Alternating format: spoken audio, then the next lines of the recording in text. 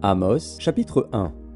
Parole d'Amos, l'un des bergers de Tekoa, vision qu'il eut sur Israël au temps d'Ozias, roi de Juda, et au temps de Jéroboam, fils de Joas, roi d'Israël, 2 ans avant le tremblement de terre. Il dit : De Sion l'Éternel rugit, de Jérusalem il fait entendre sa voix. Les pâturages des bergers sont dans le deuil, et le sommet du Carmel est desséché. Ainsi parle l'Éternel. À cause de 3 crimes de Damas, même de 4, je ne révoque pas mon arrêt parce qu'ils ont foulé Galaad sous des traîneaux de fer. J'enverrai le feu dans la maison de Hazaël, et il dévorera les palais de Ben-Hadad. Je briserai les verrous de Damas, j'exterminerai de Bicat-Aven les habitants, et de Beth-Éden celui qui tient le sceptre. Et le peuple de Syrie sera mené captif à Kir, dit l'Éternel. Ainsi parle l'Éternel, à cause de 3 crimes de Gaza, même de 4, je ne révoque pas mon arrêt, parce qu'ils ont fait une foule de captifs pour les livrer à Édom. J'enverrai le feu dans les murs de Gaza, et il en dévorera les palais. J'exterminerai d'Asdod les habitants, et d'Ascalon celui qui tient le sceptre. Je tournerai ma main contre Écron, et le reste des Philistins périra, dit le Seigneur, l'Éternel.